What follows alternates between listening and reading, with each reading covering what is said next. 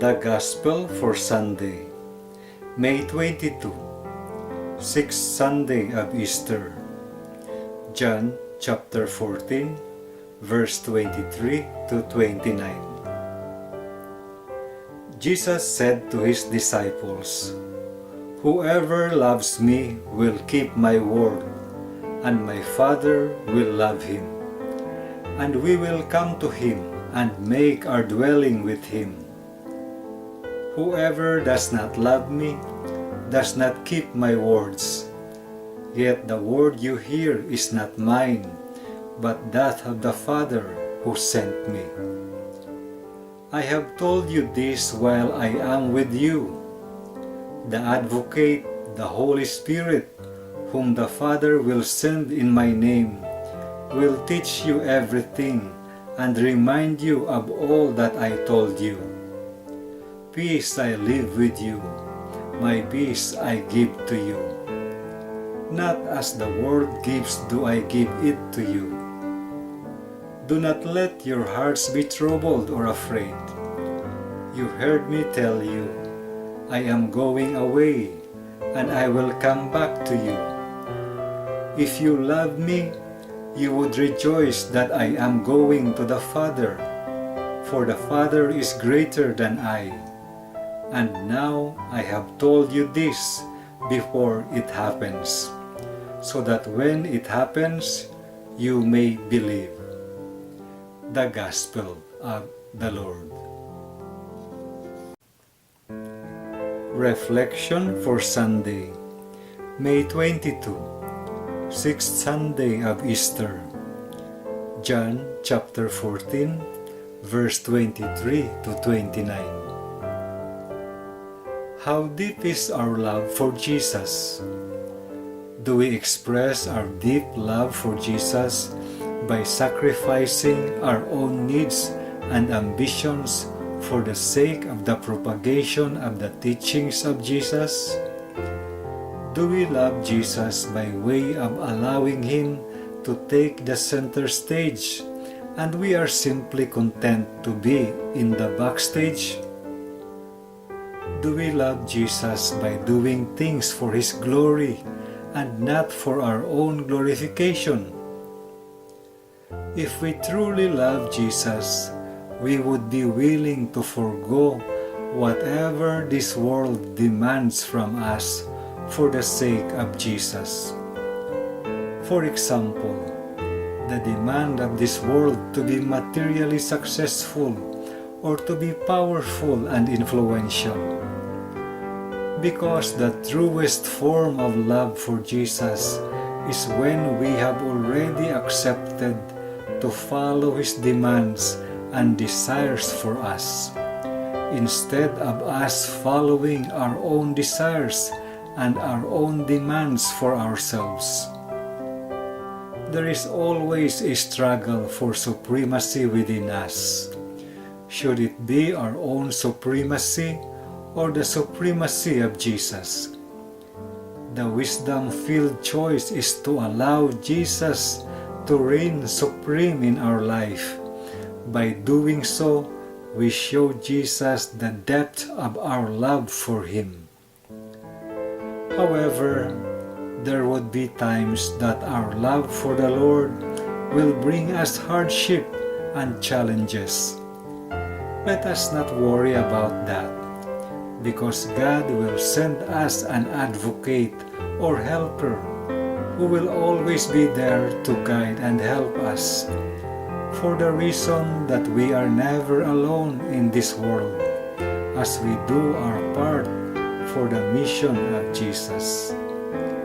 There is always that ethereal being who will suddenly come into our lives to make things easy for us when it seems hard, to bring sunshine into our lives when clouds of darkness are before us, and who will bring us to the right way when we seem to have lost our way. And that ethereal being is the Advocate, which God generously gives to those who are faithful to Him. Are you faithful to the Lord?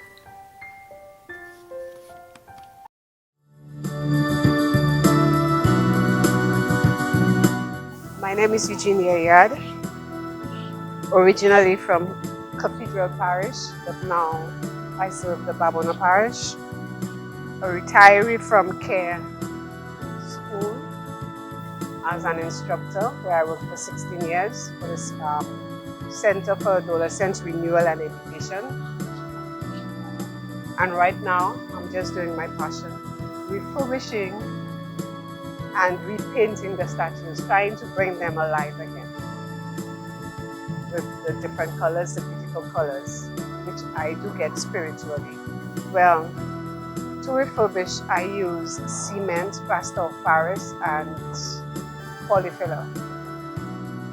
When I was asked in our prayer group, the Magnificat prayer group, our leader asked us to do something to do for church.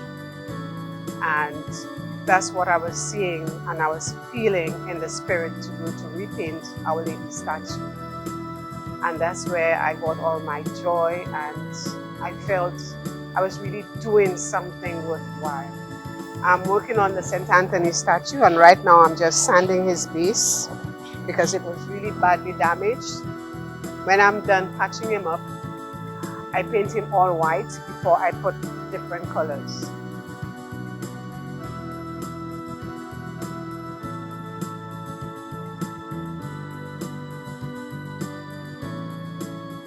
I would like to tell all others out there who has a gift that they can use their gift for the Lord and use it to the best of their ability. Do not allow it to be dormant, and use it as often as they can, which I am doing right now, and I do enjoy it.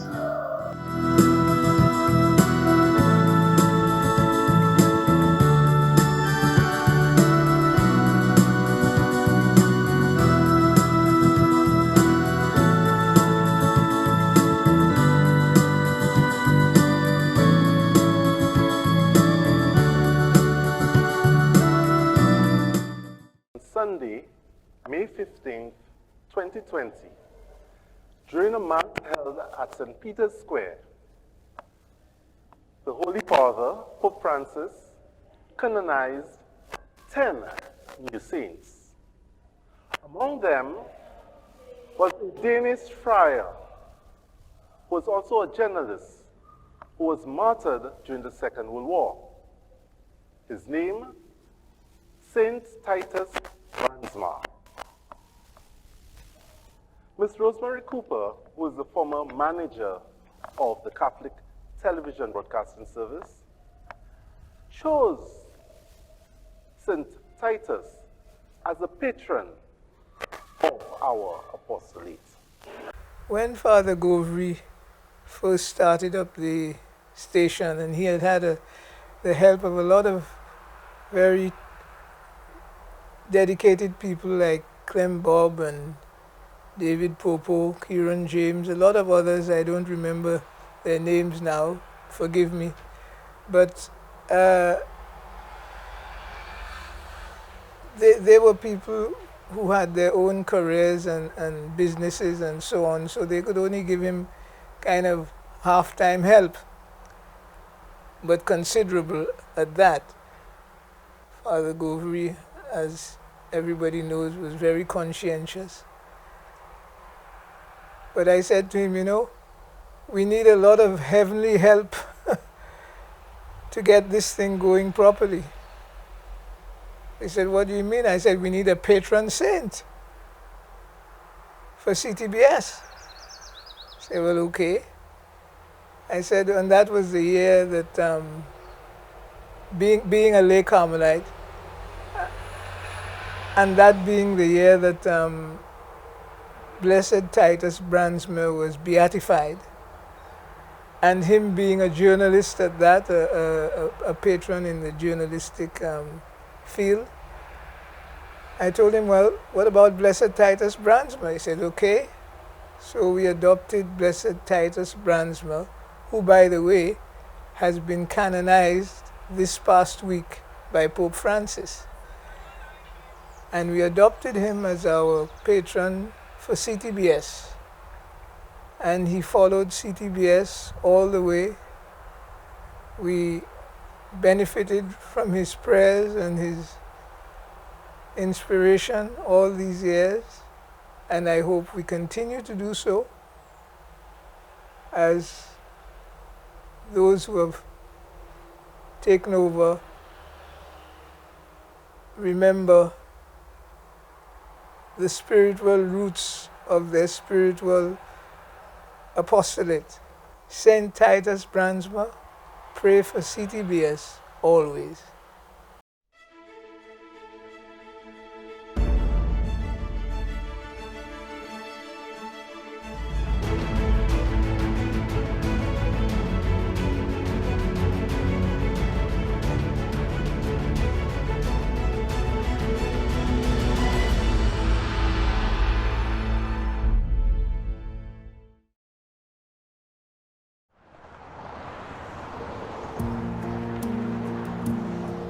An hour's drive north of Amsterdam is the region of Friesland, Netherlands, and it was in this territory where the newly canonized Saint Titus Brandsma was born and raised.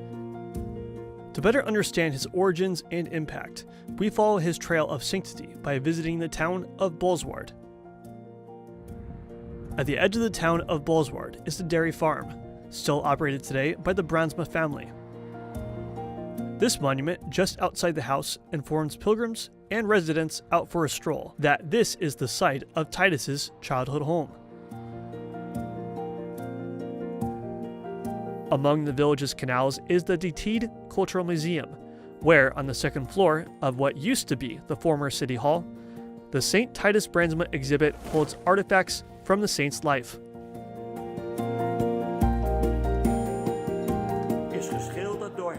Inside, we meet Godfried van Aghoven, an expert on St. Titus. This is the Titus Brandsma room, where we have an exhibition that has been set up especially for putting Titus in the spotlight on the occasion of his canonization.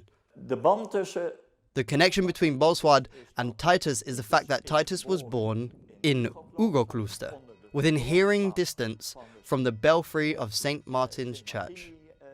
And he was baptized here.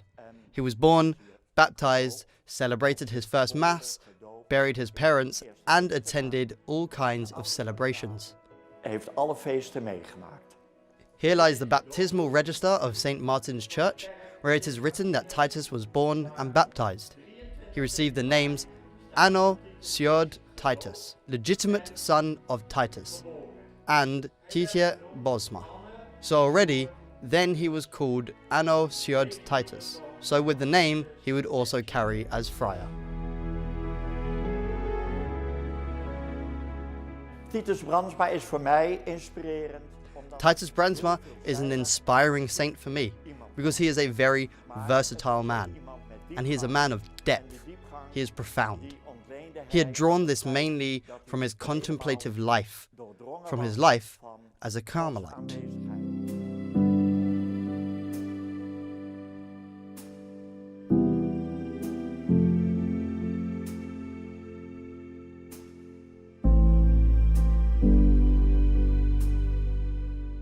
At the local St. Francis parish, which was built while Titus Brandsma was a priest, the banner that adorned the facade of St. Peter's Basilica during his beatification in 1985 now takes up its place right here.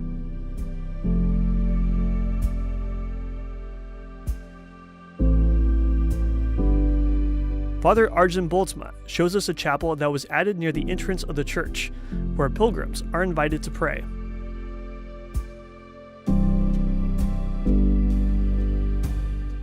Since he became a blessed, we have a little chapel here in remembrance of him.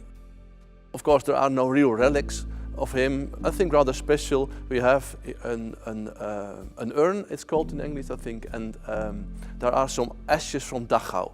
Of course, probably not from him, but the remembrance of Dachau, he being killed and also cremated there, is for us very important. Father Titus Brandsma taught philosophy at Radboud University in the town of Nijmegen. He served a one-year term as rector in 1939 and was also a journalist writing articles for the local Catholic newspaper.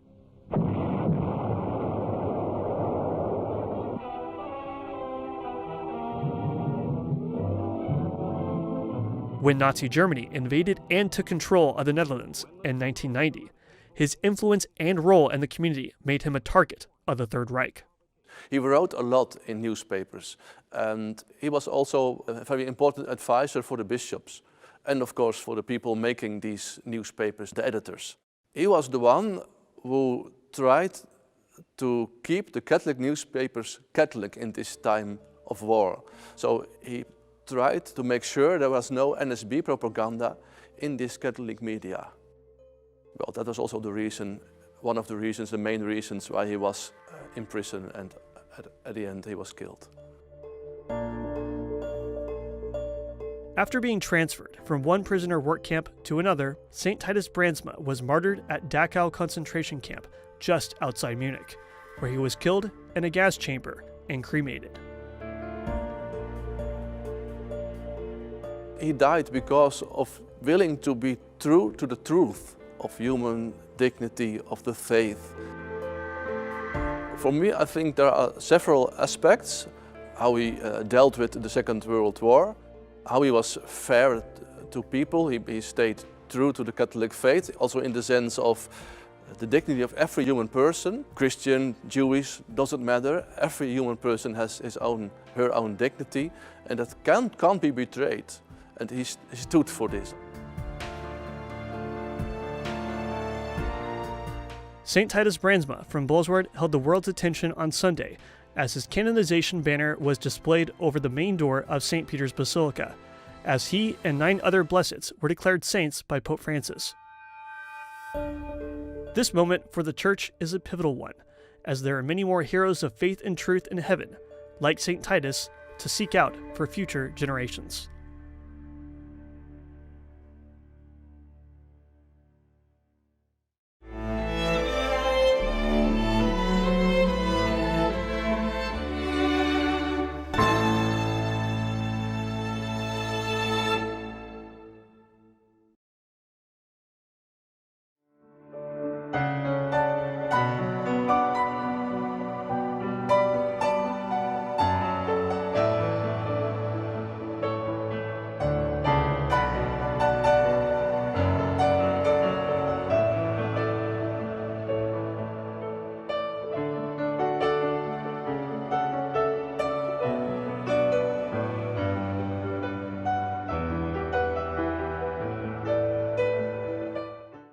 How long ago you left St. Lucia, Father? Oh, that's already 16 years, you know. And I've been helping the elderly people like me in the community. I did a lot of carpentry when I just arrived in 1995. And up to now, I'm still doing the work in the house with my brothers. And what do you remember of your days in St. Lucia? Oh, well, I did so much in St. Lucia with the people, and I still remember the days at the Resort, naturally, where we worked all together so hard to build the church, to build the parish center, the presbytery, naturally, and those young people coming to learn in the workshop. And it was really good with them. I had to train them to get a job later on. And I guess that a good many went to America, and over there they have exercise, they have their trade, you know. Oh yes, and everywhere. Fox Octopus, I worked there, I worked in Roseau, Anse-Paret, and a little bit in Barbono. Well. And you built the church in Deriso and in Belleville. In Belleville, that's another case. That's another hard work. Yes. The school that we built with the people has been transformed into a church. Oh, okay. Mm-hmm. And people were so happy to have their mass every Sunday. And now I guess they could have the baptism over there at Bellevue. I don't know. Could be. And then, of course, after that work, you went into television, CTBS. Tell us a little bit about that. That's another story. No, really. But everybody knows about it. You know, when a friend of mine came back spending his holiday in Mikul, and he had a video camera that he showed to me. And he helped me to try it. Then I tried it. And he told me, he asked me, now do you want to see it? To see what you have done around the church or the presbytery? I said, yes, I would like to see it. But how come after we have to send it to the people who make the pictures of what you take? He said, no, you can see that's video. I didn't know what was video, you know. And when I saw that, I said, what a tool to make some program on television about our church. Because the same very week, it was in Jefford, and they showed it. Then I said, we ourselves, we should start doing something like the Seventh-day Adventists. And so we did. The same very week, I asked some young people to come and make a program on our church. And that was the start. And we built up bit by bit. And I asked His Grace, Bishop Kelvin Felix, if I would be able to do only this job, not be in charge of a parish. And he accepted it. And from that moment, I was asking the sisters, the Benedictine sisters, if they could accommodate a room for me to make some TV program in their buildings. What I want to install our studio in their building. And I said yes. Then I started making program with then Mike Robotin came to help me preparing some program. And after that, I had Rosemary Cooper, who came to help me and continue now the job so wonderfully, I guess. Your friends in St. Lucia who are always asking for you, you want to send a little message to them? That's really send a good message to all St. Lucians who work along with me. And I just tell them, hello everyone in St. Lucia. I'm so happy to greet you all. And I wish you naturally all the best to you, to your family. I love you all and I pray for you. This painting on your wall, tell us about it. That's my niece who came to see me twice with her husband. A nice painting, eh? Mm-hmm. What do you remember of your friends in Deriso? They always, Veronique, all of them asking for you all the time. But Veronique,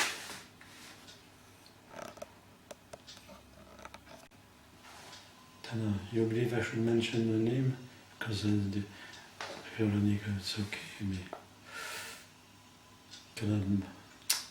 Will make people jealous to mention a name. Yeah. Don't know. Because the same fellow whom I built, I don't see him. Never. Clement, Daniel, and his brother, Pius, a little bit. Yes, I knew him. He was very young at the time.